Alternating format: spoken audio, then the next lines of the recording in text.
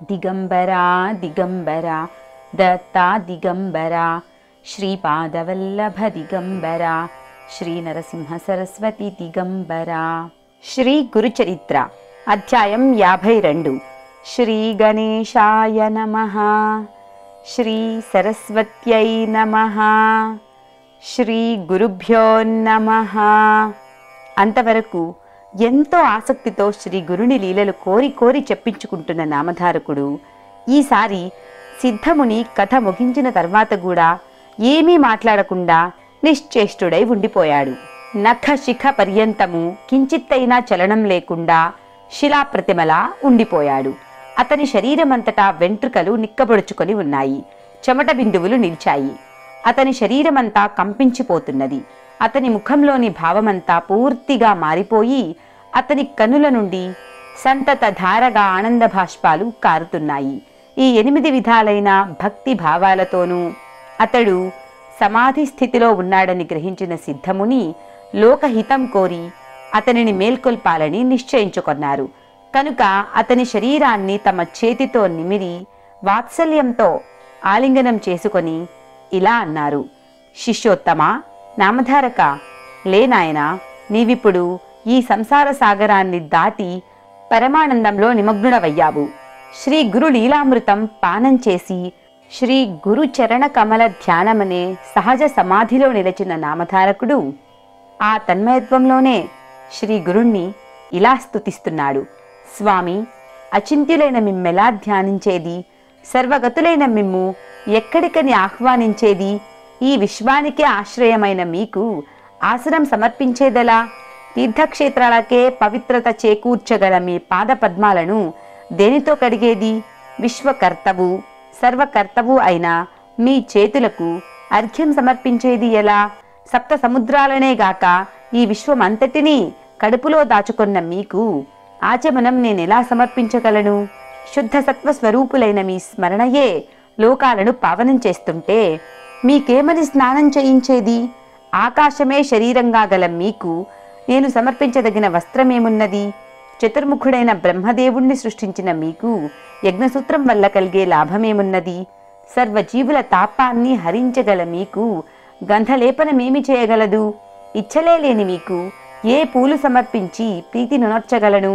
స్వయం సంతుష్టులు ఆత్మానంద స్వరూపులు అయినా మీకు నేను సమర్పించదగిన ధూపం ఎక్కడున్నది?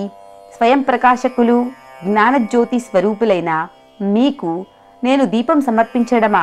జగత్ పోషకులైన మీకు ఏమి నైవేద్యం ఇవ్వగలను? నిత్య సుముఖులైన మీకు తాంబూలం వలన ఏమి ప్రయోజనం?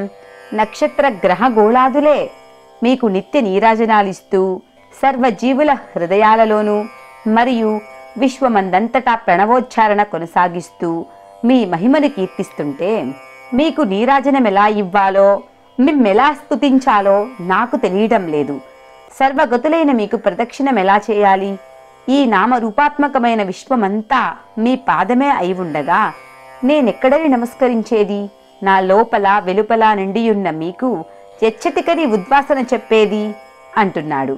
అప్పుడు సిద్ధయోగి ఆనందంతో నవ్వుకొని, నాయనా, నీవిలా అంతర్ముఖుడవై నిశ్చల సమాధిలో నిలిచిపోతే ఈ జగత్తును ఉద్ధరించేదలా? ప్రజలందరూ ఉద్ధరించబడాలన్నదే శ్రీ గురుని సంకల్పం. ఆయన చూపిన మార్గంలో పయనిస్తున్న మనకు ఆయన అభీష్టం నెరవేర్చడమే ప్రధాన కర్తవ్యం. నీవిలా కూర్చుండిపోతే అదెలా సంభవం?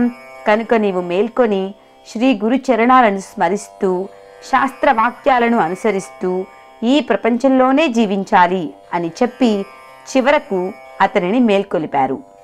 నామధారకుడు కన్నులు తెరచి సిద్ధమునిని చూచి, స్వామి, దయామయ, విశ్వాధార, ఈ సంసార సముద్రాన్ని భద్రంగా దాటించగల నౌక వంటి వారు మీరు. నా పాలిటి శ్రీ గురుడు మీరే అని ఆయనకు సవినయంగా నమస్కరించాడు. సిద్ధయోగి సంతోషించి, నాయనా, శ్రీ గురు కథాశ్రవణమందు నీకిట్టి శ్రద్ధ శాశ్వతంగా నిల్చుగాక. నీవు ఈ గురుచరిత్ర నిత్య పారాయణ చేస్తుంటే ఇహపరాలు రెండూ సిద్ధిస్తాయి. ఒక శుభముహూర్తాన నీవు పారాయణ చేసే స్థలాన్ని శుద్ధి చేసి రంగవల్లులతో అలంకరించి అక్కడ కూర్చొని మొదట దేశకాలాలను స్తుతించు. అటు తర్వాత శ్రీ గురునికి మానసోపచార పూజ చేయి.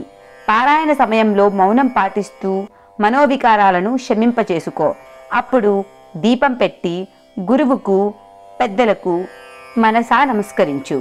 ఉత్తర దిక్కుగానో లేక తూర్పు ముఖంగానో కూర్చొని మొదటి రోజు 9వ అధ్యాయం చివరి వరకు, రెండవ రోజు పారాయణ 10వ అధ్యాయం నుండి 21వ అధ్యాయం చివరి వరకు, మూడవ రోజున 29వ అధ్యాయం చివరి వరకు, 4వ రోజున 35వ అధ్యాయం చివరి వరకు, 5వ రోజున 38వ అధ్యాయం చివరి వరకు, 6వ రోజున 43వ అధ్యాయం చివరి వరకు, చివరి రోజు గ్రంథాంతము వరకు విద్యుక్తంగా నీవు గురుచరిత్ర పారాయణ చేయాలి.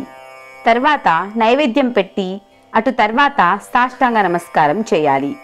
సప్తాహ పారాయణ చేస్తున్నంత కాలం భూమిపై నిద్రించడమే మంచిది. అది పూర్తయ్యాక యథాశక్తి బ్రాహ్మణులకు భోజనం పెట్టి దక్షిణ తాంబూలాలతో వాళ్ళను సత్కరించాలి.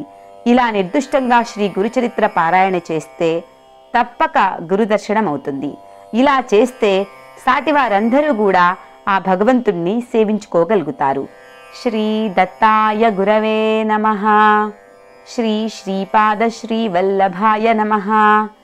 శ్రీ నృసింహ సరస్వత్యై నమః. శ్రీ గురుచరిత్ర సర్వం సంపూర్ణం. దిగంబరా దిగంబరా దత్తా దిగంబరా శ్రీపాదవల్లభ దిగంబరా శ్రీ నరసింహ సరస్వతి దిగంబరా. ఆ గురుదేవుల అనుగ్రహం మనందరిపై సదా ఉండాలని ప్రార్థిస్తూ స్వస్తి. జై గురుదేవ దత్త.